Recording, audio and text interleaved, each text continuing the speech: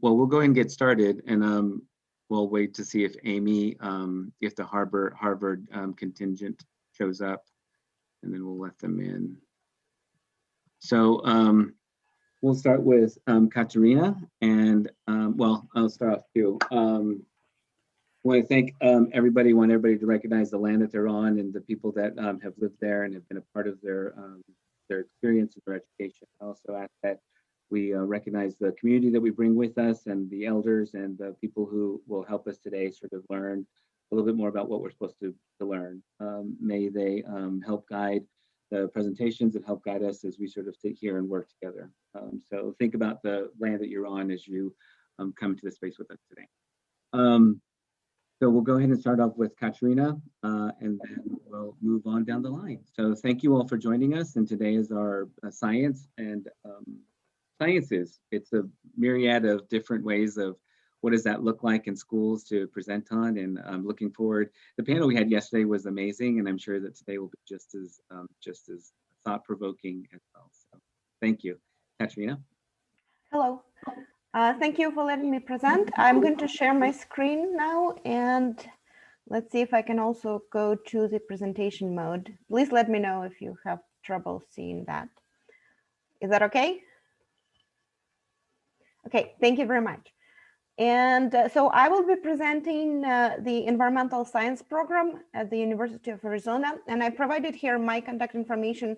There are more people who can help you there. If you contact me, I'll put you in touch, or you can directly go to the program website, and it's easily searchable for University of Arizona Environmental Science, and you'll find contact information there. And I have way too many slides, but I'll try to move and throw them quickly, and if you have questions, you can go back to them. So for the Department of Environmental Science, we have several programs.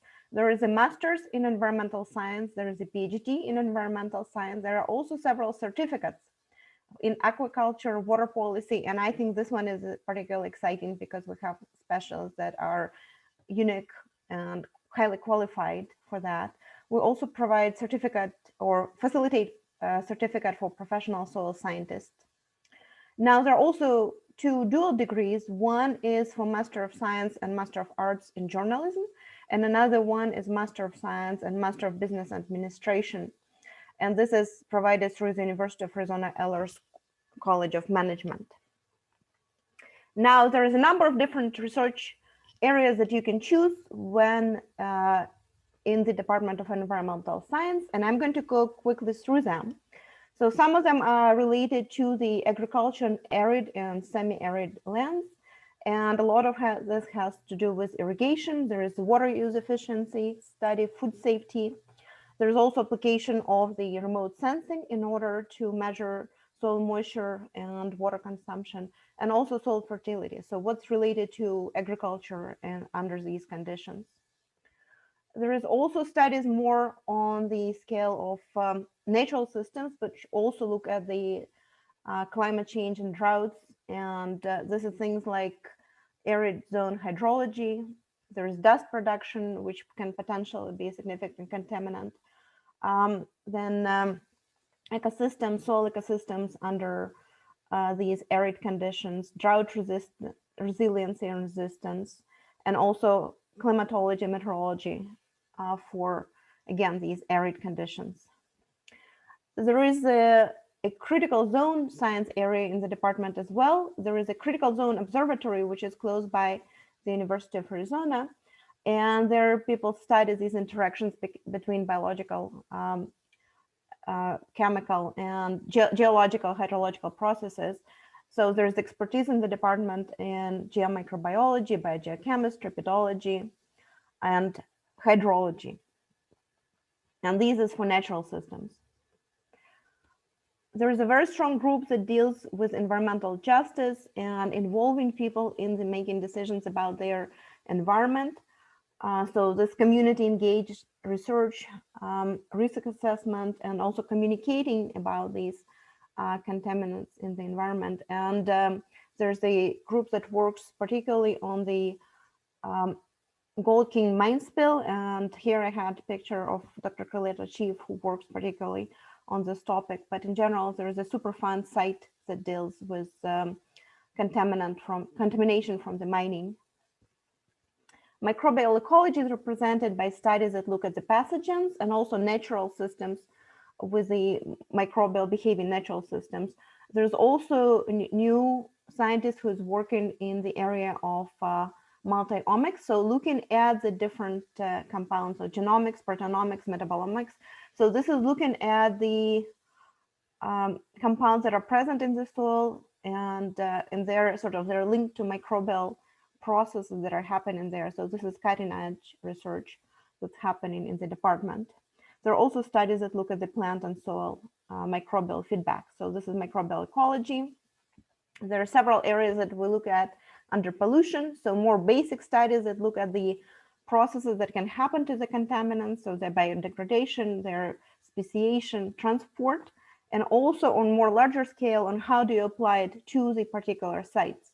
So how do you do characterization and monitoring on polluted environments, restoration and reclamation of polluted areas, and remediation.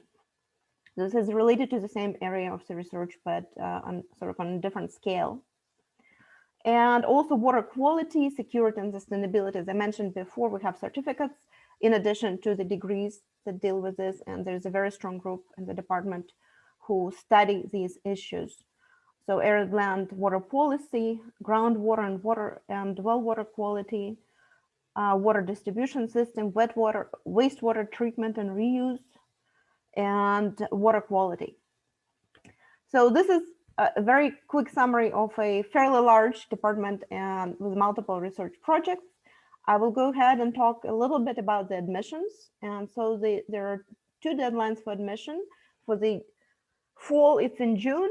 For the spring, in October. Now, these deadlines are flexible. If you established a contact with the scientist in the department and you're interested in doing research with them and they're open to that, they will be able to shift these deadlines if you're not meeting them. But these are general deadlines.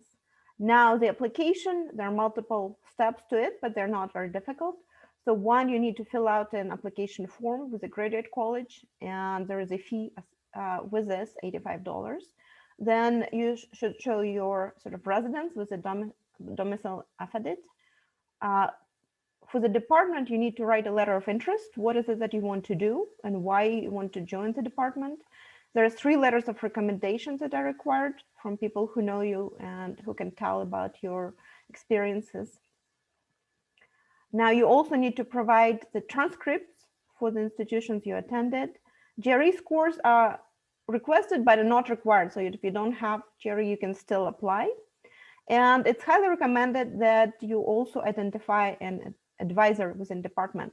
So to do this, it's good for you to be contacting them beforehand.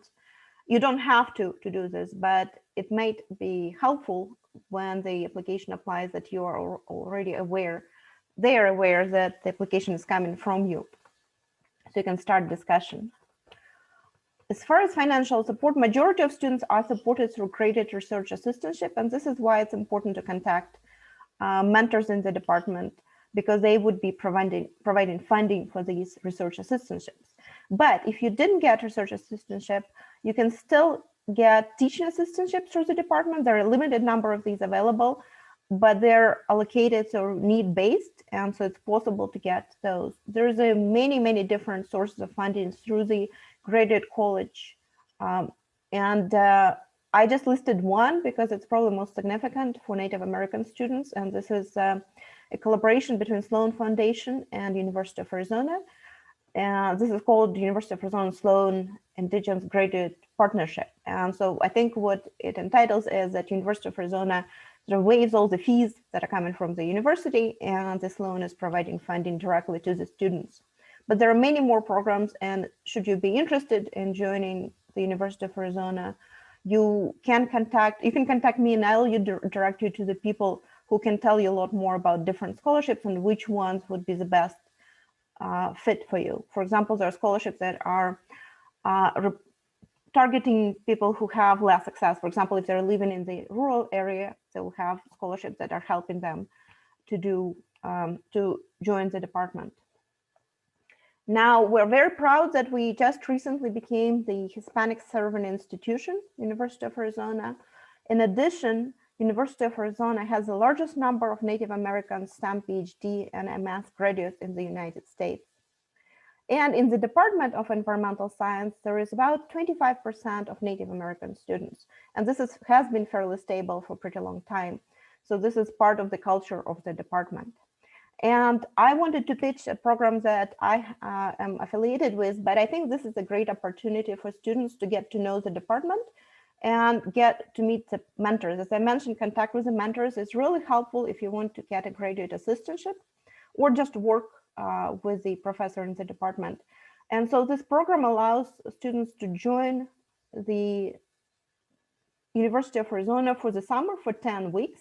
And it is offered this summer. It's going to be also, we're planning to offer it in the consecutive years as well. So this has to be done a year before you're graduating, according to the rules. This is funded by the NSF, National Science Foundation. And so they provide a scholarship to the students to do that. They live at Biosphere 2 and can do research at the Biosphere 2 and in the field sites around at the University of Arizona on campus. So there are multiple opportunities, but in general, this is directed for environmental and earth scientists. So students from different areas can apply. So if they're maybe even in math, for example, or in chemistry, but if they want to apply their area of interest to the environmental science, they can do this through this program, and they contact me if they are interested, or just can look online. So this is a quick, hopefully, information about the department. And after we have questions, time for the questions, I'll be happy to answer if I can.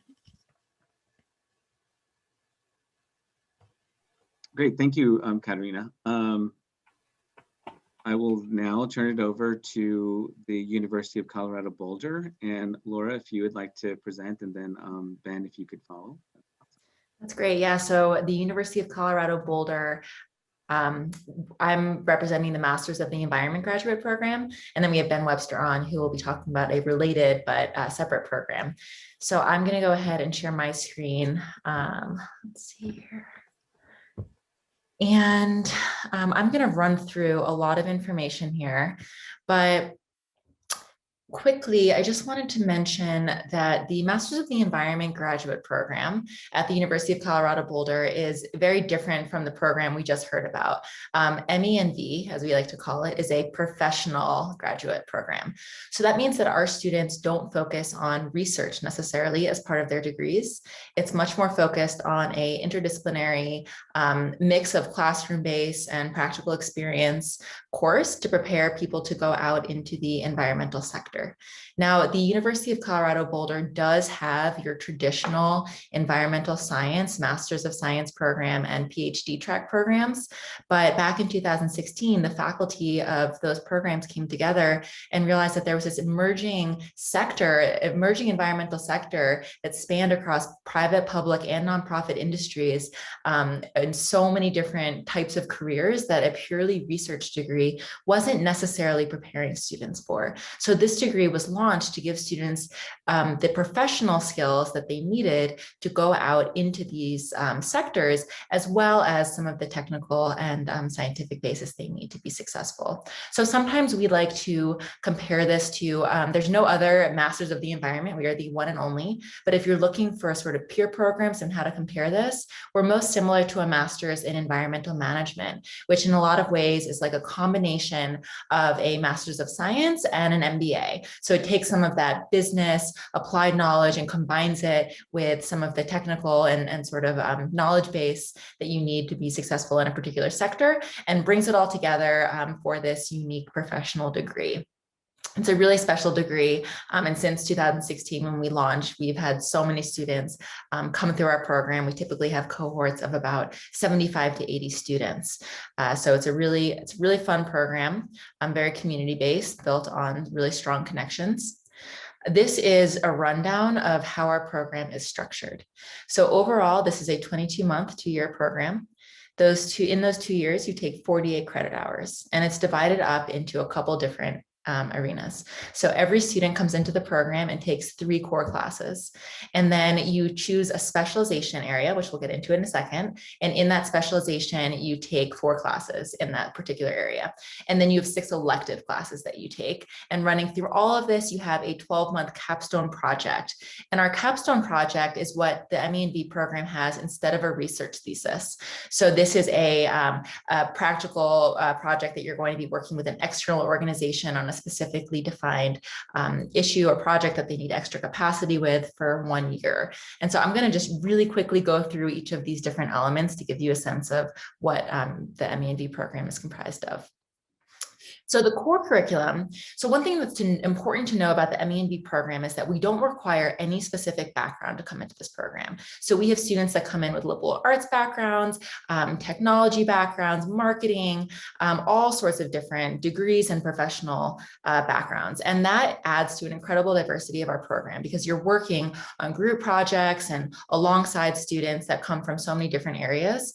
But one thing that we do to make sure that everyone's really on the same page is that when you come into the program, everyone takes the same 3 courses to sort of level set. So no matter where you're coming in from, you have the information you need to be successful in this program and in the environmental sector.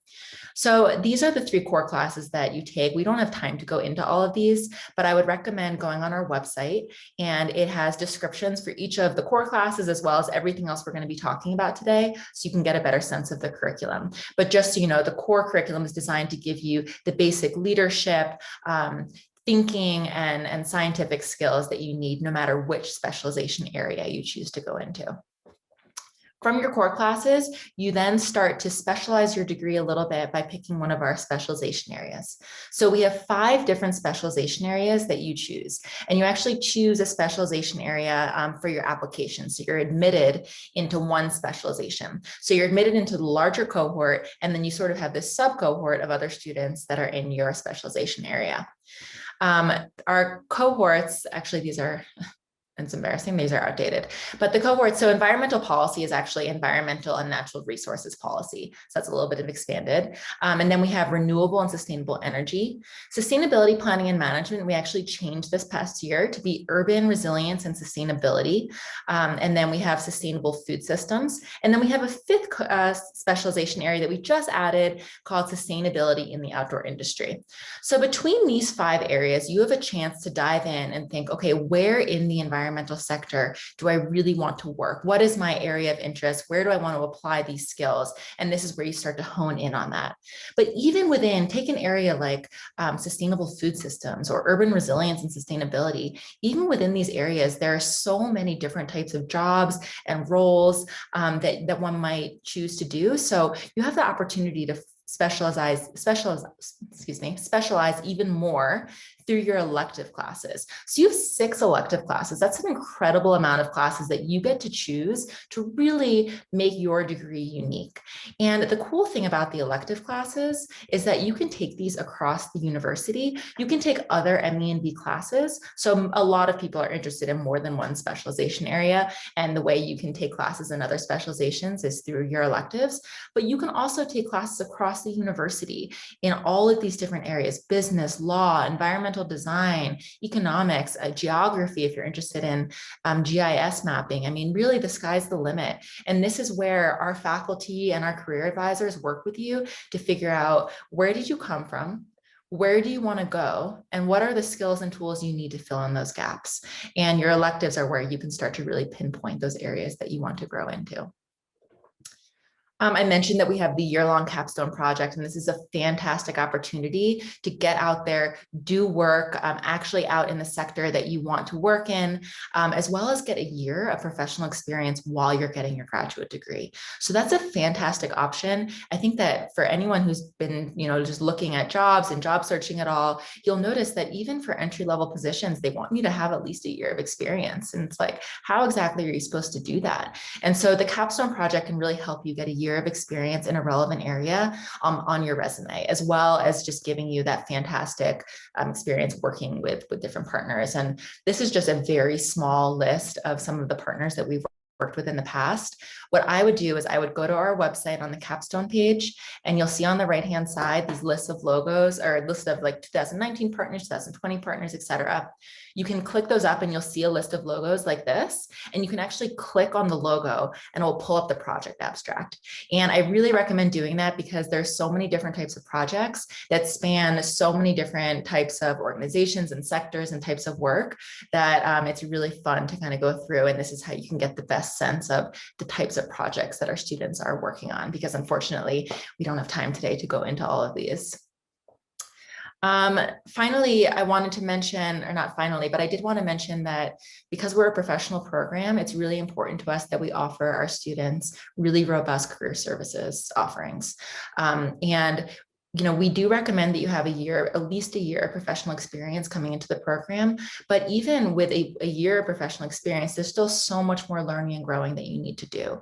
So normally an individual program doesn't have its own career services office. This is usually something that you just have at like a school-wide level. But we felt that it was really important for our students to have really dedicated career coaches to work with them who have experience in the environmental sector. So our program has 2 career coaches, one of whom is our full-time alumni and employment engagement manager, to work with students on everything that's listed here on one-on-one basis, like job search strategy and interviewing, negotiation, etc. But we also host things like lunch and learns with potential employers and career fairs. We have a newsletter that goes out with all of the different job opportunities that are available, and that's available through your time in the program as well as after you graduate. So we really have a lot of support for career services. And as a result, we typically have anywhere from around an 89% employment rate. And as you can see here, this is post-graduation. And as you can see here, our students are employed across the private, public, and nonprofit sectors. The percentage really does vary year to year. It's quite interesting to see how just the interests of particular students really do change. The program prepares people to go into all of these different sectors. I know there's a lot of interest into terms of what types of jobs students get coming out of these types of programs. And here is sort of an example of some of the jobs that our students have had based on specialization. So on the top left, you have the environmental and natural resource policy specialization. Top right is energy. Bottom right is urban resilience or sustainable food systems, and bottom left is urban resilience and sustainability. But I think the important point here is just that there are so many different types of roles that our students go into, some of which you don't even know exist until you come into the program. So that's why the program is structured with so much flexibility and support in helping students figure out where they want to go. Our application is fairly basic. So one thing that's important to note is that we don't accept any standardized test scores. So even if you take the GRE, we will not be considering that. We consider standardized test scores to be a really biased and outdated part of the admissions process. So instead, our application process is designed to really get to know you as much as we can. So you've got your letters of recommendation, it's pretty standard. You have 2 essays. And then one thing that we added in is that you have an optional video essay, and that's just a chance. It's just a 3-minute video to help the admissions team get to know you a little bit better. We also do have an application fee that we are happy to waive for, I've written here our sort of standard. It's for former AmeriCorps, veteran, Peace Corps, but we also do waive that for people who request a waiver based on hardship. And the instructions are on our website, but you just have to send an email to me to request that. So if you're interested in the fall 2021 cohort, we actually technically call it summer because our students start at the beginning of August. The application deadline for that is on March 15th. And then for the next summer, we typically have 2 deadlines. So there's a priority deadline in mid-January, and then the final deadline in mid-March. We have, in terms of funding, we do have scholarship opportunities. Typically, you need to apply by the priority deadline to be considered for scholarship opportunities. So obviously for this year, it's a little bit late in the game if you haven't started your application yet. But for future years, as long as you get your application in by January 15th, you'll be automatically considered for those funding opportunities. So I think I've used up most of my time. So I am now going to pass it over to Ben, but this is my contact information, and I look forward to taking any questions you may have after we break. Thanks, Laura. There was a question in the chat about the MENB program, whether there are any GPA requirements.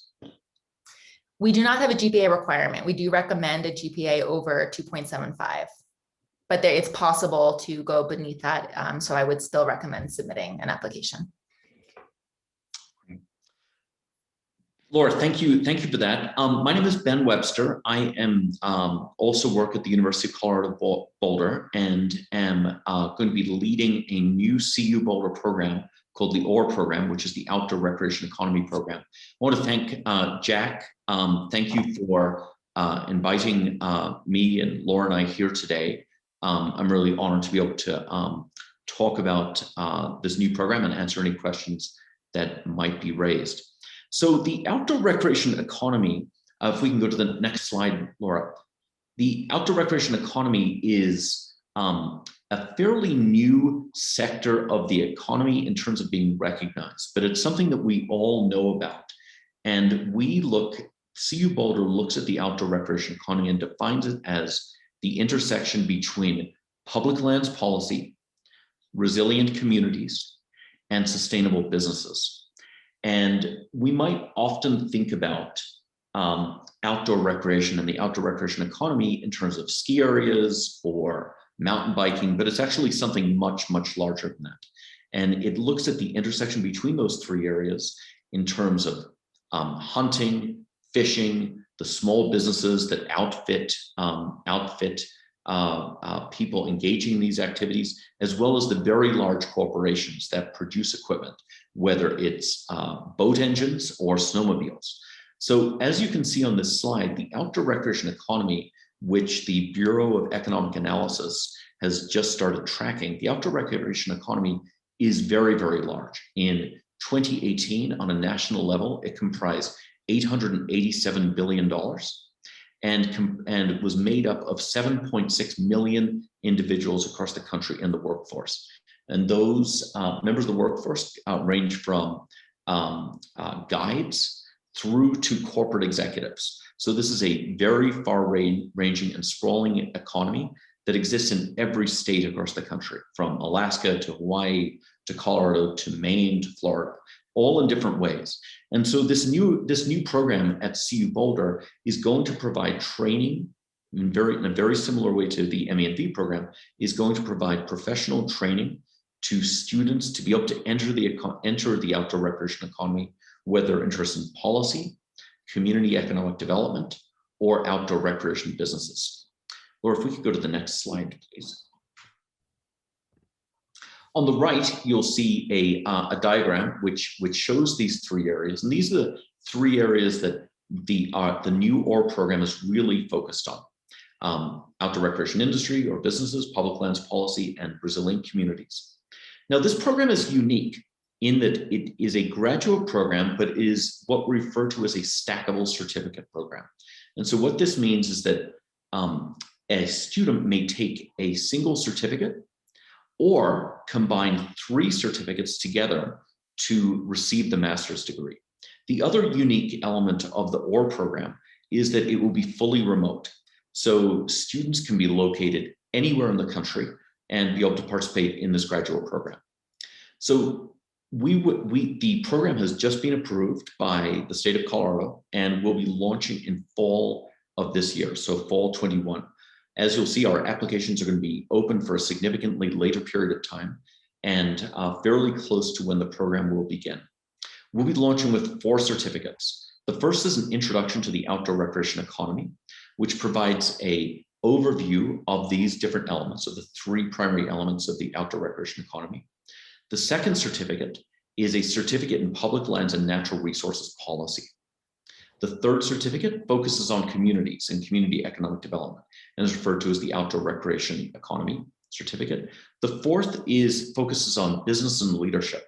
What are the skills and tools necessary for leaders and entrepreneurs in this space, whether interested in going to work for a major corporation, creating outdoor gear, or starting off their own company? And that's the sustainability and the outdoor recreation industry certificate. In fall of 22, so 18 months from now, we will be launching 2 additional certificates. The first will be inclusivity and leadership in the outdoor industry, looking at the importance of DEI issues and and topics in this particular sector. And then the sixth certificate, resiliency management. As the climate changes, it's important for businesses and communities to be able to understand how to build their businesses and communities to be able to take account of droughts, of floods, and a changing climate. As I noted before, an individual can enter this program and just take one of those certificates. Or if someone wants to engage in the degree program, the individual or the student would take certificate 1 and then would take any 2 of the other available certificates. So this particular program, in addition to being remote, allows a student to select those certificates which are going to be most beneficial to that student's future career. Jack, I see a question. It says, is each certificate just a single class?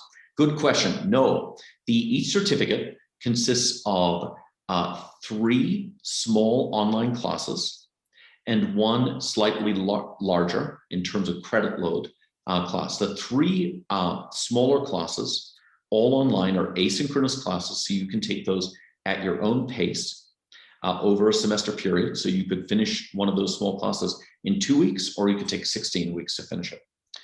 The larger class is a project-based class. So in a remote fashion, all students will be put on teams and be matched with an external organization to work on a small project for that organization. The 3 smaller classes will provide the background tools, skills, and knowledge to prepare students for that project-oriented class. So every one of those certificates follows that model. 3 small classes and 1 project class. So if one is to go through the degree program, one will have taken 3 of these different project classes to get the real life experiences to help prepare the student for the workforce.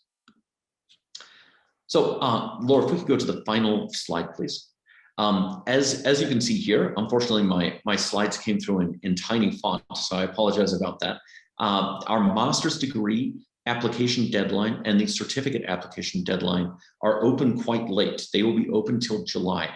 Now we are in the process of building the application and the website. And Jack, I'm not sure if you were able to, if you could post the website to the chat. This website is being constructed but is live but will be updated over the next few weeks, and we'll have more information about the application. But you'll have up till July 1st to be able to apply to any of these programs. My email is ben.webster@colorado.edu. So ben.webster@colorado.edu if anyone is interested in finding out more information about this program. And there's also a request for information link on the website. So we're very excited to launch this. This is the first graduate program of this type across the entire country. And I think CU Boulder is very excited to be leading in this important space. So thank you very much, and happy to take any questions. Great, thank you, Ben and Laura. That economy certificate program sounds pretty amazing to me. I might consider that. We're excited. Well, thank you for that information. I'll turn it over to John Aslian. Your Harvard colleagues didn't appear, so I'm going to go ahead and let you carry the weight of Harvard today. Yeah, it's a pretty big place. I unfortunately don't know them personally, but we'll talk about slightly different programs. Yeah, it's really exciting on these sharing sessions to kind of live vicariously through different programs for a brief moment in time, and the last few have been really exciting. So I think it's also nice to think about all these different aspects of where a science education can take you into graduate school, because all of these programs are somewhat related in different ways, but they all have like a little bit different approach. So I'm John Aslanian, work at the Graduate School of Design at Harvard University. And so, wanted to talk a little bit about, thinking about design school as a possibility coming from the sciences. So, every day this week we have sort of a different focus. And so today being with the sciences, the first thing that I think is important to think about in general, and also just for design schools, is to not necessarily focus on the disciplines as much as the topics that are being covered. And so all these different topics are present and are driving forces in a design school. Issues of waste, issues of water, issues of food, of land, of air, the ways in which we can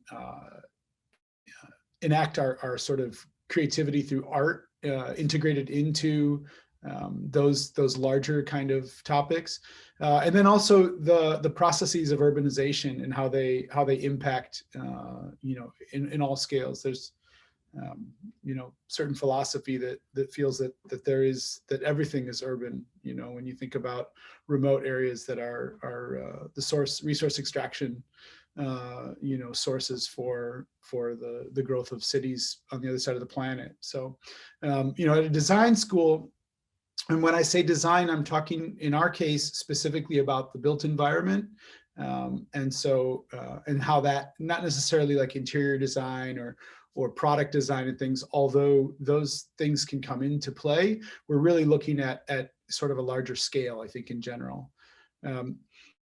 Speaking of scale, it's quite a large school. It's small in graduate school standards at Harvard, but it's large in terms of design schools. We're almost 1,000 students, but it's all scaled down, where the studios that you work in and the seminar courses that you have are capped at like 10 or 12 people per class. So even though you have this tremendous resource of your peers, you're actually learning in very small cohorts, which works really well. And I think it's really important to recognize that we have 82 different nationalities, over 54 different languages spoken. We're over half international. And then one of the things on this slide that I love the most is the 129 different undergraduate majors.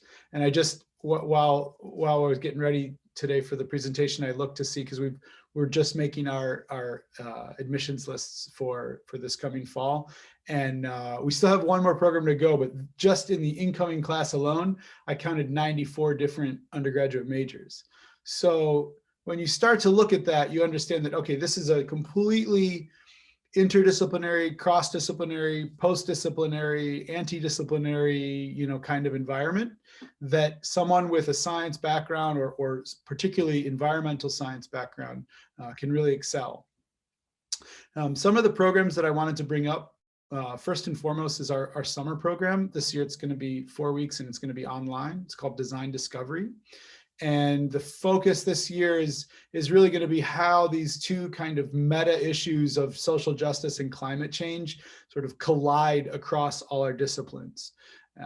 You could just call it environmental justice or environmental injustice in some ways. And then you're going to be approaching it in this program through design exercises, lectures, discussions, group work that try to, as best possible in a 4-week online program, emulate the sort of rigor and discourse of graduate school.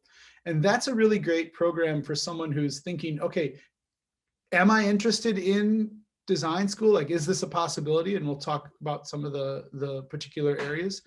So this is a good way to try that on without making like a big commitment. But also it works really good just as like a standalone experience, doing a program like this, thinking about some of these topics, and then going and doing one of the other programs that you've heard about today would also be beneficial. So I think that it's a nice way to get some experience and to kind of think about things in a much more open-ended way. That oftentimes in science, you're looking for exactness, whereas in design, it's often there's 1,001 right ideas. It's just a matter of the story that you tell and kind of the way that you put your spin on it. So in terms of the degree programs, probably the most appealing to individuals with a science background is going to be landscape architecture. This is a program touches on a lot of the themes that you've heard over the last half hour or so, in terms of dealing with with the environment, but also, environmental remediation and kind of improvement of environments, thinking about how we can create urban environments that have a sort of connection and a feel that that allow people to embrace public space in urban environments as well. So landscape architecture definitely takes a lot of the sort of techniques of architecture and brings them into designing with life. So it's definitely a program to think about. We can talk about all these, later offline. I'll give you my contact information. I noticed that one of the programs that actually draws the most science-based undergrad majors is actually our urban planning program, and one of the concentration areas has been renamed. It used to be environmental planning, but it's environmental, climate, and health. So those three aspects of urban planning. So that's one that a lot of people we see, and again, a reoccurring theme with graduate school. Having professional experience doesn't have to be high level, but having some experience outside of the classroom that you then are going to come back into the classroom is important, especially in a program like urban planning. We have a program called Design Engineering, which is a newer program. It's only been around for about 5 years, but it looks at much larger systems like food systems, health systems. This year we're doing telepresence. As you see, it's definitely something that's integrated into our lives. And then finally, we have a design studies, which is just a research-based program. And we have a lot of individuals that are looking at like sustainable materials, ways in which we can have higher performance buildings, but then also more natural systems and how they integrate in with human, impact on the environment. So there's a lot of different programs that we have, in terms of master degrees. I don't want to get too into the weeds on those, because I do want to just kind of talk just for a couple of minutes about like some takeaways that work for everything. And that's in the application process. Something I mentioned yesterday with Jack, is defining your narrative. I think is probably the most important thing when you're applying to grad school. It's not just this is where I've been, this is who I am, and oh, woe is me, or something. It's not that. It's much more, as was said about professional programs. It's much more about, this is what I want to do, and these are the reasons why I think I'm going to be successful at your program, and I see those things at your school that I'm interested in, and I see the connection. But having a little more deliberate kind of narrative about how you came to that conclusion can be really helpful. It has to be clear. Applications, we all get way too many applications, right? So more defined your narrative is in that application, the stronger it's gonna be looked at by faculty. And then I also like to say, define your team. In the case of Harvard or anywhere, nobody applies to grad school alone. Don't take it on, as this like lone kind of journey, right? There's a lot of people, everybody on this call included is on your team. We're here to help you find resources, whatever we can. So it's kind of think about that concept of applying with a team of people that are going to help you out. Write your letters of recommendation, cook you meals when you're studying for tests, whatever it may be. We have an Indigenous Design Collective at the Graduate School of Design. So I encourage you to follow them on Instagram, and we do a lot of events together. There's also quite a large, extensive Harvard University Native American program, and that's going to extend across all the 12 different schools at Harvard. And then I'll give a plug for Graduate Horizons, which is another great program that sort of a 1-week prep crash course in how do I get my graduate applications up and running. They also have a scholars program. So it's also for anyone that's interested in going into the doctoral level or into research. I think that's another great network to think about.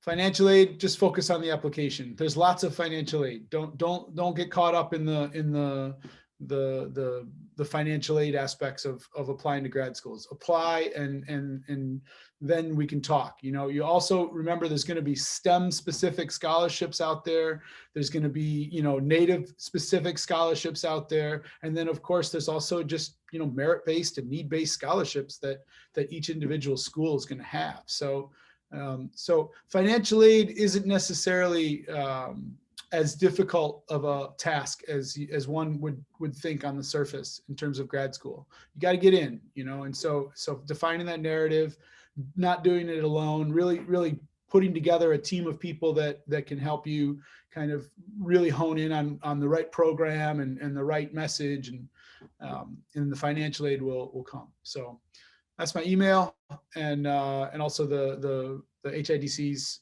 Instagram, and you know, happy to take questions later as well. So thank you. Great, thank you. I do want to also add to the plug for Graduate Horizons. I used to work with that program as well, and it's a great opportunity to you know, what we used to call a gift to yourself, where you get a chance to leave everybody behind for 2 days and basically just sort of sink into your application, which is super helpful because you have a lot of people there who want to help you succeed. So they really sort of nitpick at your intent of going to school, so that you can get clearer about like why it is that you want to be there. And then they work with you on developing the language for your personal statement, which is amazing. Because sometimes I see students who want to go into one direction and they have a good conversation with me. And after a lot of tears, sometimes they emerge and like, we don't want to go in that direction anymore, but this is where I think I want to land. And you're like, great, because that makes better sense, because students sometimes get this idea of like who they want to be when they really are somebody else who's doing some great work in another part of the way that we need support in the world. And then once you get them to realize like, oh, you're a person who can run programs in environmental cleanup more than you are a person who should be moving into biological science for environmental reasons, you know, and that just becomes one of those questions where it's a nice time just to sort of get a chance to think with a lot of people who work in the admissions field and a lot of students who are just driven and motivated to be great sounding boards. And something else that you said, oh, scholarships. We have a scholarship. I'm going to pull up the link to it, but we have a scholarship presentation on Thursday evening with Indigenous Education Inc., American Indian Graduate Center, and ACES, along with the College Fund. And we'll be doing a presentation on some funding. And Corey, Dr. Corey Steele was presented on personal statements yesterday. He'll be talking a little bit about essay writing for scholarships, but also we'll be talking about some of the scholarships available for students who are in graduate school. All of those, we all give scholarships to graduate students, but again, something that you all need to know, finding funding for graduate school sometimes is harder than not. So we hope that there are ways of getting around it, but what John shared, don't make the experience of applying be hindered by not having any money to go to school yet. So apply, and then you'll discover how to find the dollars, and that's what we're here to be of use to. So I'll turn it over to Neely, and then we'll go from there. Thank you. Hi, thank you so much for having me. I'm delighted to be here. I'm going to share my screen here. And all right. Everybody see that okay? Okay. Might have to do it again because it didn't come through again. Oh, all right. Sorry about that. All right. Now are we good? No, it didn't come through again. Oh gosh. There you go. There we go. All right. Thanks for bearing with me. So I am the recruiter for 75 grad programs at North Dakota State University, and I am going to take quite a few steps back from the other presentations, and we're not going to delve into any one particular program very deeply here, because we have quite a few at NDSU. And I mean, ag and sciences are extremely strong. So I am going to try to give you an overview, and I'd also like to just talk about some tips for deciding on a program and preparing to apply that I think would be useful regardless of the program you're applying to. If you're not familiar with North Dakota State, I would like to just share a few little facts here. We're a research land grant institution, and we are located in Fargo, North Dakota. If you have never visited, I highly recommend it. I'm not originally from the area, and I have been delightfully surprised since I've lived here. It's a growing, very vibrant city, a really warm community. Well, not literally warm right now, but very friendly folks here. The university is very student focused. Our average class size is actually quite small for the size of university, and research is extremely important here.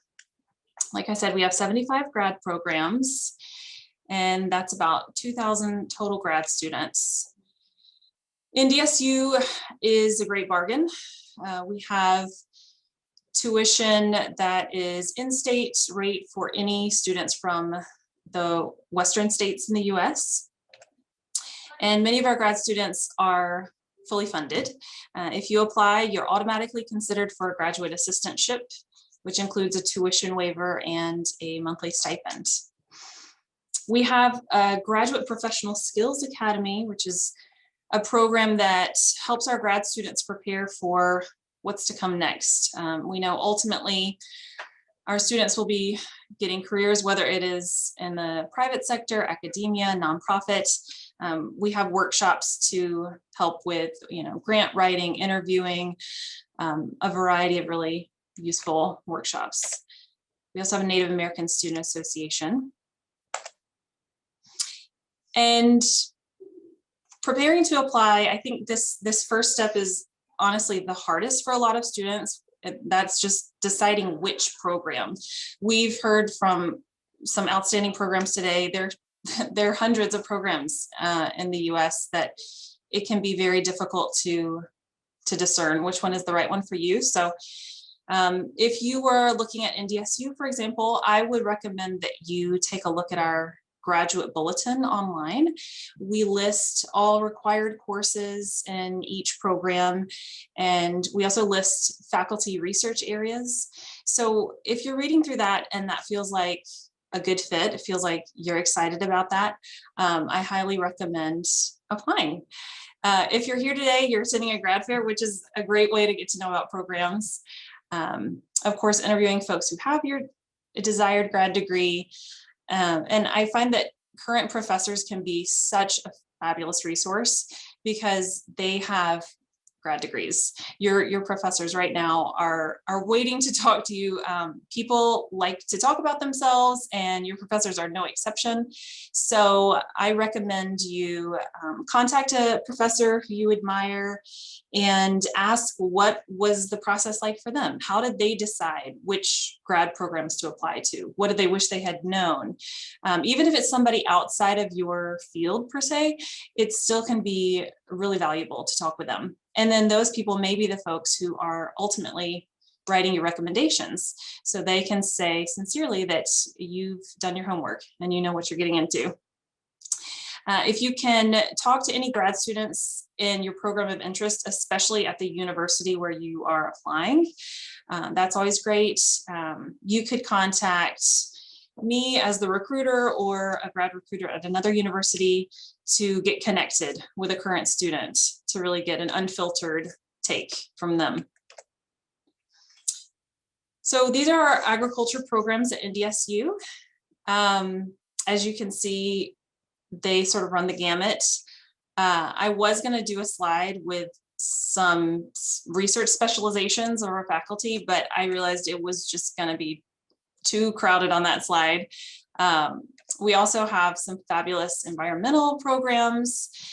Those last three are interdisciplinary programs, and we have faculty across the university who teach in more than one program. I've even had faculty who connect with applicants to say, you know, I know you're applying for this program, but you might be a better fit for this other program. Have you considered that? So contacting faculty can be really useful. And at the doctoral level, I would highly recommend it. Some programs actually require students to indicate a potential advisor in your application, but not all programs. So that just varies. Our application materials are fairly standard. We would like to waive your application fee if you're here at this fair. So please just contact me, let me know that you attended. We require official transcripts from any universities you've attended. Some of our programs do still require GRE, some don't. Some are waiving the GRE requirement this admission cycle. So again, feel free to contact me if you have a question about that. There are a lot of deadlines that have not yet passed if you are interested in applying for fall 2021. And you can take a look at our grad bulletin or contact me about deadlines. Some hacks, just because, you know, the application process can be so convoluted and it's so different at every university. Once you are starting the application process, you may have questions or you may run into problems. So please contact the grad school staff at Ndsu. Our university has a centralized grad office, so all of our grad applications come through our office. And when I say be savvy when emailing potential advisors, that's just to say, you know, our faculty get so many emails every day from prospective students. So you want to show them that you've done a little research before you reach out, and you know, you don't have a lot of typos. And actually we send out an email to all of our applicants a couple days after they apply with tips from our actual professors about what's the best way to approach a potential advisor over email. If you are maybe not hearing back from that potential advisor, you can always contact the department administrative assistant. Typically, the assistants know their professors' schedules, they know course schedules, they have a lot of really useful information. They may even know when the admission committee is meeting to review your application. So don't underestimate their knowledge there. Some universities have travel weekends or days for applicants or prospective students. And in some cases, they actually will give you some money to visit campus. We have some programs that will pay airfare, hotel, rental car for students to spend the weekend or a couple days on campus. So you can always ask, again, the grad recruiter, or you can ask the graduate coordinator of any program if it's possible to get some money to visit campus. Ndsu is a research university, but it's not as large as some. And I think that actually is a bonus for us because our students really engage closely with their advisors and with their faculty. I actually had a microbiology professor tell me one time that she attended a really large school, a research school in the Midwest, got a great education, but she never saw her advisor. He was always off giving presentations. And in the lab, she also had a very limited number of tasks that she was asked to do because there were just so many dozens of students in the lab. That's not the case at Ndsu. You really engage closely with your advisor. You were checking in with them weekly in many cases. And when you're in the lab or in the field, you're with them and learning from them. They're learning about your capacity. These faculty will ultimately be giving you recommendations for the jobs after grad school, and they will know you well. So I think that's a great benefit to our size. We certainly try to prepare students for their professions after grad school. We have research symposiums, 3-minute thesis. As I said, we have Grad Professional Skills Academy. And finally, our tuition is quite low, but so many of our students, as a matter of fact, in some programs, all students are fully funded. And that's obviously very important when you're considering grad school. Additionally, your grad stipend will go quite far in Fargo because the cost of living is low. I won't discuss each of these resources, but I just wanted to list all the resources available for our students. Well, and these are just some of them. It's so important to stay mentally healthy and physically healthy in grad school. It can be a very stressful time. And so we provide resources to help academically, but also emotionally, psychologically. We really care about our grad students. The graduate school staff remain really connected throughout your academic career here. And of course, your advisor in your program is a great resource as well. There are many grad student organizations, and a lot of students find that that's a great way to just enjoy being around other grad students, but also gives you some professional opportunities there as well. With that, I will close. Thank you so much for your time. Please feel free to contact me directly after the session and we can get to questions later. Great, thank you, Neely. State institutions have a lot of programming and support that usually sort of what, as Neely pointed out, that I'll say hover around ag sciences. That just seems to be one of their cadre of services. So I would consider that as a bonus if you're looking to move into that world of, as Laura pointed out, food sovereignty and food security too at Colorado. So with that, Katerina mentioned Sloan, and Sloan is, I'll let Felica tell us a little bit more about that and have, is it Y? I'm sorry, is it Y, Alan? Y? Way, Alan. It's Way. Yep. Thank you.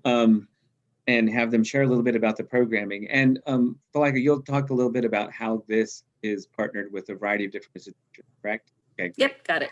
Thank you.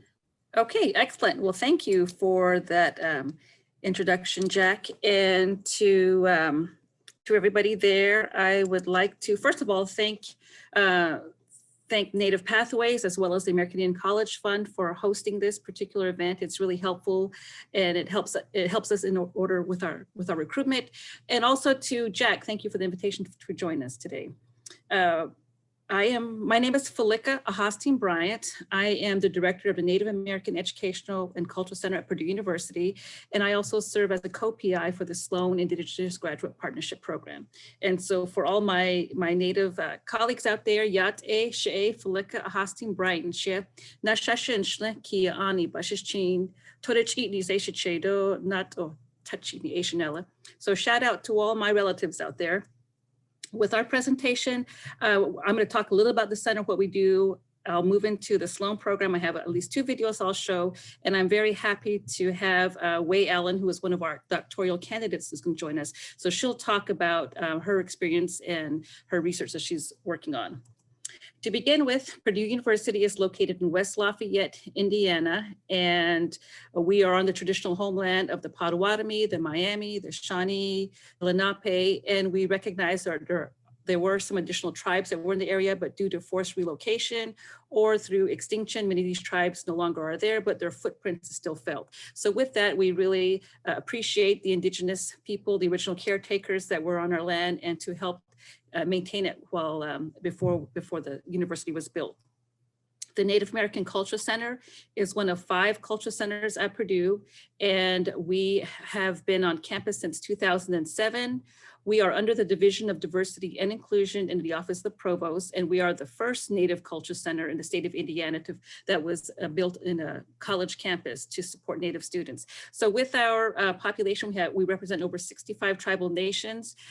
We also have our overall population is about 40,000 students. So we do have a very large population and a small Native population. So that makes it challenging. However, we've been able to work to ensure that we're providing a safe and inclusive environment for our students to learn.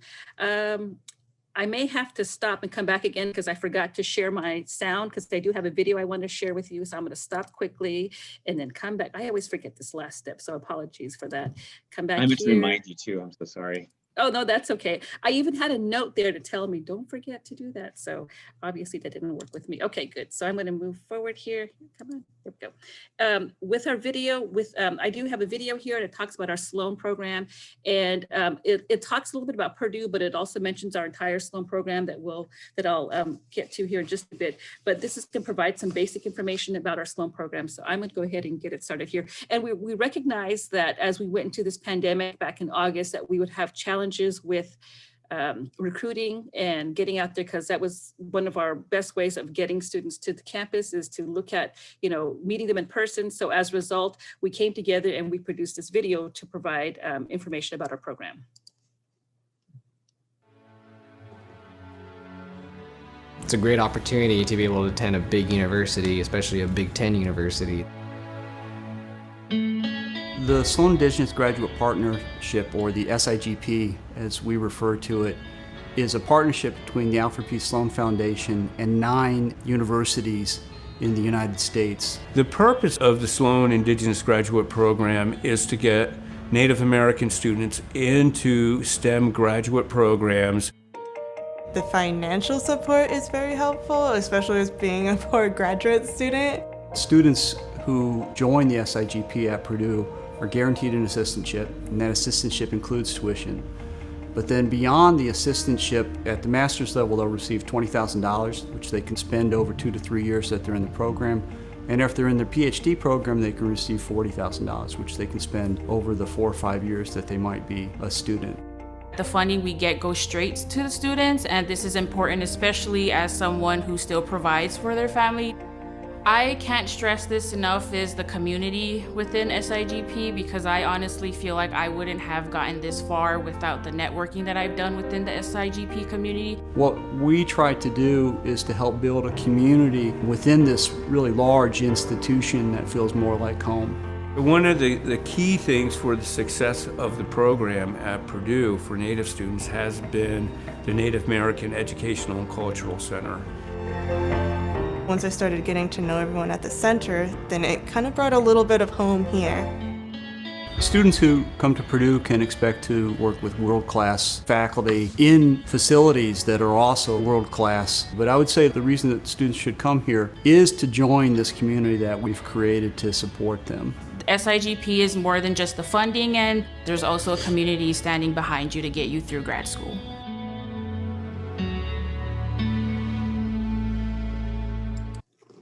So as I stated, our Sloan program has been one of our most successful programs on campus. I'm sorry, I went into this way slide here, I'll come back here. But it's been one of our most successful programs in recruiting, retaining, and graduating Native students.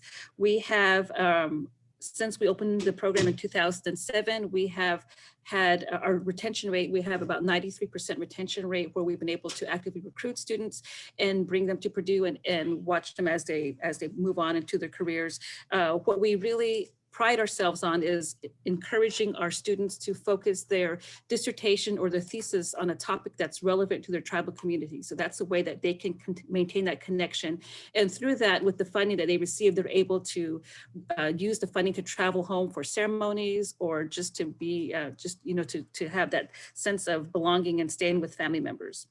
We work closely with the Office of Diversity Initiatives in the graduate school, where we have visitation programs. We'll fly students in and we'll do a number of different initiatives. So we'll have a chance to bring students to campus to get a chance to see what Purdue is like before they actually make the commitment, because we recognize that Purdue is a large institution, a predominantly white institution as well. So we work hard to make sure that we have a system in place where we can make sure our students succeed. And we have weekly seminars with our programs. Excuse me, my niece is right here. We work hard to make sure that our students have a support system in place so that they can be able to succeed, and that's achieved through weekly seminars. Where's my mom? I'm not sure, sweetie. Why don't you go check downstairs, okay? Okay, thank you. I did check downstairs. Okay, so I'm going to go ahead and move along to, sorry about that. This is a Zoom world, so we know this happens all the time.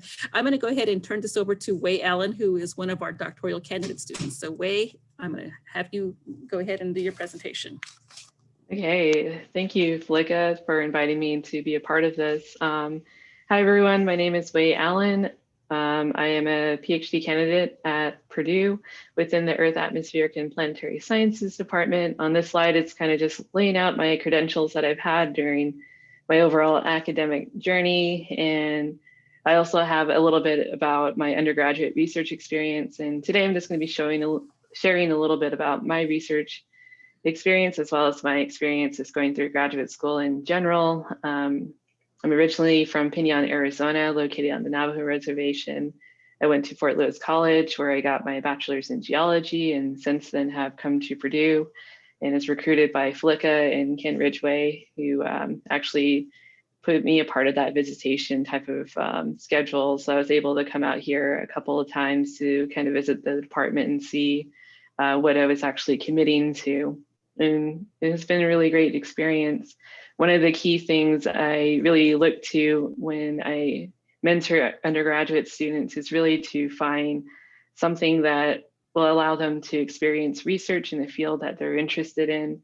I was really lucky to be a part of the National Science Foundation Research Experience for Undergraduates program, which was at the State University of New York in New Paltz. And what was really exciting about this project was that I was able to collect data for the first time and see what field-based research looked like, and also look at community issues that communities were facing there in terms of water quality. And what I'm showing in this picture here is actually some fine-grained sediment that's really clay-rich that's actually going into this drainage here, and that's actually problematic for filtration in terms of cleaning this water for drinking water quality consumption. And if you go to the next slide, what I'm going to be showing is what I'm working on now as part of my research. As a graduate student, I'm a sedimentologist. I'm really interested in Earth surface processes over long time periods, over geologic time. So I'm thinking in scales of millions of years. And also, I'm really interested in where the record of this is, and that's normally housed within sedimentary basins. And what I'm talking about in terms of sedimentary basins in a really nice visual is within this picture that you see here is that there are mountain ranges that are over 16,000 feet high. And in this same region, you still have glaciation happening, some of the most erosive agents on Earth, and all of this sediment's making it out to the Gulf of Alaska. So in order to understand how you actually develop topography in such a really interesting part of the world is that you actually need to look at the sediments that are within the Gulf of Alaska. And I've been really lucky to work on a really exciting project, a part of my dissertation, to kind of pull apart really important questions regarding climate and overall how you actually build mountains with really large glaciers that have a big mass that's really offsetting areas of high topography. And the way that I'm also forwarding this research is actually looking further inland from the Gulf of Alaska to actually look at the Alaska Range over the last 20 million years and what type of sedimentary record that's there. So I'm a really big thinker in terms of that. I love this research because it's very broad. It allows me to collaborate with a lot of different institutions. And I think now I've collaborated with over 12 different institutions that are both internationally and also domestic. And I think one of the big keystones for helping me get through my graduate program was really building an early relationship with my advisor. I met my advisor in 2009. And this was one of the first Sloan program visits to Fort Lewis College that really established that relationship for me to kind of start trusting what I was getting myself into and actually getting myself ready to apply for graduate school. So I didn't really apply until 2013. And I also wanted some time to figure out what exactly I was actually interested in. And I think along the way, factors that became really important to me was also just thinking about overall climate, of what the department is like. As Flicka mentioned, it's a predominantly white institution. So I also wanted to make sure I had support mechanisms there. And that's what was really important for the Native American Center to actually be there as a separate entity outside of the department as a support structure for me. Hey, thank you, Wei. Can you Still here. I hope I didn't hit the mute button. Yes, thank you, Wei. I really enjoy you sharing your information. I have one more presentation to add to this. And it really just kind of shows the students and what they're working on and their pathway to graduate school. So I hope some of the students will be able to connect with the stories. Kyle Roy, excuse me, is one of our new PhD students, and she wasn't able to join us, but she sent me this 2-minute long video. So let me go ahead and play it. And after that, I'll share some contact information. Hi, my name is Kyle Roy, and I'm a native Hawaiian from the island of Oahu. And I actually call my home Hilo, which is on the Big Island, which has the active volcano. So I'm a PhD student in my first year at Purdue University in the Forestry and Natural Resources program. And I kind of have a little bit of a non-traditional background because even though I actually obtained my master's degree straight out of undergrad, I took about 5 years off of schooling and worked different technician jobs trying to get an idea of what I wanted to study for my PhD project. So because I'm from Hawaii, I'll tell you which high school I went to because that's part of something that we do. So I went to Kamehameha Schools, which is a school for Native Hawaiians, and I went there since the 4th grade. And I always wanted to go to college in the mainland, so I did my undergraduate at Chapman University in Orange, California. And what really helped me there to figure out what the next steps were in my life, I studied abroad in Australia, which got me into conservation. And I also was able to find a lab that I could work in that actually, paid wages or gave class credit. And kind of learned what field work was and research was. And I decided that I wanted to continue doing research because it was super awesome and I was just starting to get to know what it was all about. So, and I knew I wanted to go home, so I applied to do my master's at University of Hawaii in Hilo. So that's how I ended up in Hilo. Really fell in love with the island. It's a lot more rural than Oahu, which is like the big city. And I kind of just really built this connection with the environment that I didn't have before. And what I really lost when I went to California, I had lost this, it was like this city, and I had lost, the connection to the land and to my people. And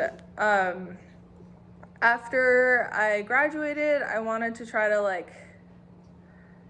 I didn't think I was gonna get my PhD. I was kind of just taking life as it went, and now I'm here with a bunch of research experience under my belt, and for me it really helped me try to figure out what I wanted to do and study for the rest of my life. So I study a fungal disease called rapidohia death, and I study the chemical ecology, so how the plants and the fungus and the beetles in the system are communicating with each other. Okay, excellent. And again, Kyle and Wei are just a small sample of the high caliber of students that we have at Purdue, but more importantly, again, a small sample of the Sloan scholars that we have across the country. We are part of a larger organization. I have all our Sloan information listed here with contact people, 9 institutions that are making a major impact within our respective areas and trying to raise the Indigenous researchers and making sure that we're providing them with a voice and making sure that we want them to understand that we have a home where they can come and learn at our respective institutions. My information is here. Dr. Gibson, Dr. Ridgway, and myself, we serve as co-PIs for our Sloan institution. However, this is across the country. So if there's an interest in learning more about the Sloan program, you're welcome to contact me, visit our website, and then we can fill out a information page, or you can reach out to any one of our colleagues across the country. So with that, again, I appreciate the opportunity to share my information, and I look forward to answering any questions you may have. Great. Thank you all for joining us today. Let's see. There was a question that I wanted to bring out and to all of you to sort of consider.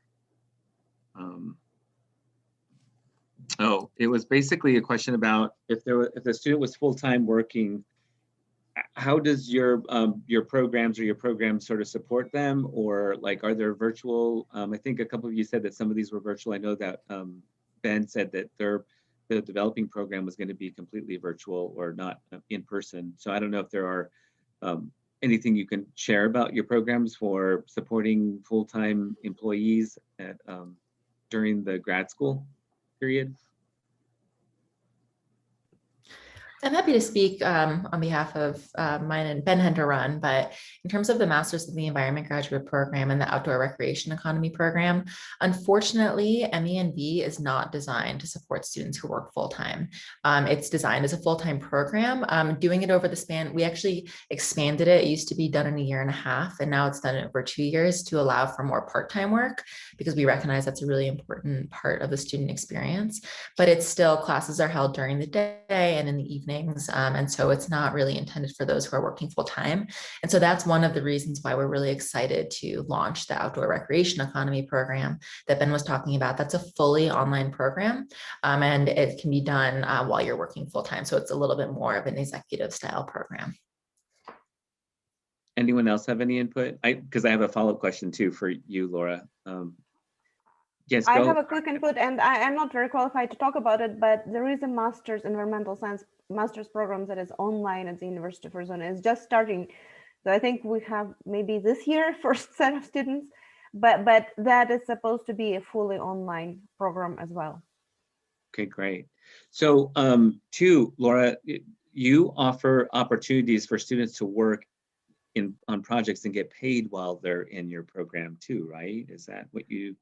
Yes, we do. It's tricky to talk about because we're trying to figure out how to make the process even more equitable. Right now, some of our capstone projects are paid and some of them are not. And that creates a bit of a tricky situation. You know, we work with such a range of organizations, tiny little nonprofits to government organizations to big private sector company. And so each organization has a different capacity for the type of student they take on and if they're willing to pay. We don't want to make the projects all unpaid because that seems unfair for those that can pay. And it would also limit our students from working with government agencies like the National Renewable Energy Lab, for example, who can't take on any free labor, right? So they can't have like unpaid interns or graduate students. So as of right now, students can use, if the capstone project is paid, as one of their sort of deciding factors for how they rank projects, but it's not a guarantee that you'll be placed on a paid project as part of the program. Throughout the program, we also have opportunities for students to work on sort of small consulting projects in conjunction with their classes or some of their faculty members, and those are sometimes paid opportunities as well. And then finally, we have actually, we don't have research or teaching assistantships because our students don't engage in research, but we have graduate assistant positions, and that's akin to having a part-time job, but it's within the program and it's quite flexible, and it deepens your engagement with our different faculty and staff. So those opportunities are also available to students once they join. Great. And Felica, like, how does the Sloan funding sort of supplement some of that funding if a person can't work full-time, if they have to move to a part-time role? Is that supportive to that, or do you even have a conversation around that conversation with students? Yes, thank you for the question. Each Sloan program operates independently or somewhat differently. With the Purdue program, students who are able to, first of all, get admitted, the first qualification is just to apply and get admitted into the graduate program of their choosing within the STEM discipline. And then after that, we work with the students to submit their application, their Sloan application. And as Kevin had mentioned in the video, all our students have some type of assistantship, either through a teaching or research assistantship, and that covers their tuition. Tuition is, we don't have tuition. How do you say tuition remission? There you go. And so the students do have to pay fees, but the bulk of the funding, the one that they mentioned, 20,000 for master's, 40,000 for PhD, that comes on top of their, that comes directly from the foundation or from NACME. We have a partnership with NACME. So they get paid directly from that, and that doesn't get factored into their financial aid package. And so that makes it more appealing and attractive. However, other Sloan programs, they may use their funding differently. So it would really depend on which institution students are interested in attending. If there's, again, I put all our 9 institutions out there, so it'd just be a matter of connecting to find out, what's the best way that the students can work with the programs. And we also have a unique partnership in terms of students maybe Sloan alums that may be coming to another institution. For instance, we have one of our Sloan alums was a graduate of University of Alaska, Anchorage. So now she came to Purdue to receive her master's, her PhD. So you have that other, the ability for students to travel and to attend other Sloan programs. And so that makes it another appealing for students to come to the university. Great, thank you. Neely, you had your hand raised. Yeah, I just wanted to mention we also offer a professional Master of Natural Resource Management, which is offered fully online. So that might be a good option for students who are working. Our research programs, however, are definitely on campus, which is why getting that funding is really important. And so a lot of these students are funded, do not have to pay tuition and get a stipend. If you aren't given a graduate assistantship through your program, we have a lot of graduate assistant positions around campus, like library, student center, grad school. We have 3 grad assistants here. So, so a lot of students find work that way. Great, thank you. I did my master's while I was working full-time at a university, and I did all of my research projects on the university that I was attending. So that was extra fun and annoying. So to be honest, it's tough, but I think that a lot of people who go into graduate school tend to work full-time. Sometimes there are the brave souls who actually have babies while they're in their PhD programs, and that's just— We have grad school onesies for babies. Yeah. Just gonna throw that out there. So it's just there is a decision-making factor. And I think that, John had pointed that out, like when you're doing this work, grad school is a really great step, but you have to really sort of know like how committed you want to be to it. And it's nice to know that you can get a degree, but to know specifically, like if this degree is going to pan out to where you want to go, then, how do you have that conversation? And thinking, whoever asked that question before, or I think it was Kimberly Randall, that was a great question, but that's also another question for yourself to sort of turn it around. Like, do I really want to work full-time during, grad school? Because if I do, what kind of support do I need? And that's more important in the long run, because then you'll know how to sort of get through that. Tasha, oh wait, there are 2. John, I'm gonna ask this, have the students, and then I'll come back to you, is that fine? So Casa, you had a question, and then Kasha. I'll allow you to talk. Your microphone's on mute, Casa. Hello, I must have just accidentally pressed the button or something, but it's just, I'm just tuning in, so a lot of good information I'm absorbing right now, so. Okay. Maybe added accidentally. Okay, thanks. That's fine. Wait, where's the other? I thought Keisha was in here. All right, well, we'll go to John, and I'll figure out like who else is the other one. Yeah, I was just going to mention, about this issue of work and family and grad school and stuff, and all the programs we're talking about, if you're not talking about a doctoral program, you're talking about a program that's going to be shorter than what your undergraduate program was, whether it's a year or 2 years or 3 years. You know, it's going to be, it's a shorter program. So, you know, another thing I like to try and help people think about is the experience of being in grad school. That's like a new identity, right? There's a new affiliation, and that's going to go with you the rest of your life. So the amount of time that you're in the actual environment of the school is very limited, but you will continue as an alum to be engaged with that program. You know, if it's of an academic, you know, component, maybe you're teaching. If it's from a sort of career coaching kind of aspect, maybe you're providing mentorship to future students in the program and things like that. But there's this longer trajectory. And so sometimes when you change the sort of scale of time that you're thinking about, you say, okay, I'm going to take another year before I go to grad school, and I'm going to spend that year kind of trying to line these things up. You know, sometimes, a lot of times the types of students that we're looking for are doing really good work. And so it's really hard to stop what you're doing, you know, and sometimes that can be really difficult for organizations that you might even be working with. So, you know, strategizing even a sort of exit strategy, you know, with those team members that I talk about, right? Thinking about, okay, I need to go to grad school, you know, maybe 2023 is the right year. You know, I got a couple years, we got these projects, can finish that up. And then sometimes that even leads to more funding opportunities, or it leads to other connections. And then when you're in the grad program, you know, and again, depending on the program, but, you know, at least in our programs where they're full time, and like what was mentioned earlier, yeah, we hire our students as much as possible. So, you know, it's not that there's not an income coming in.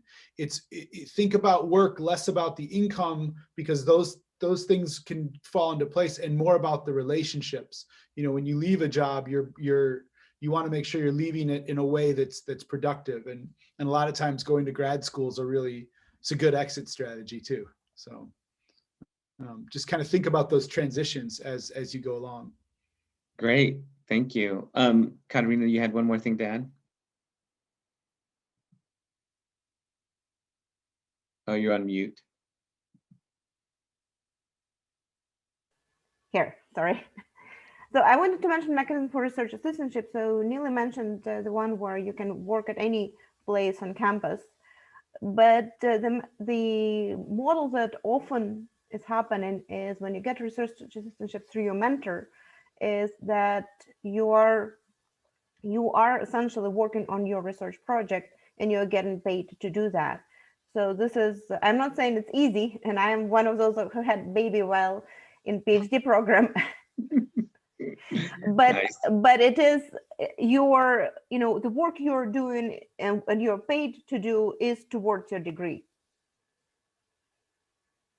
Great, thank you. Well, we are over by 5 minutes, and I want to be appreciative of everyone's time and thank all of our presenters for being here today and the students who were able to show up. We will be putting this out to our students to view at later times, and probably providing links for you all to sort of access this information.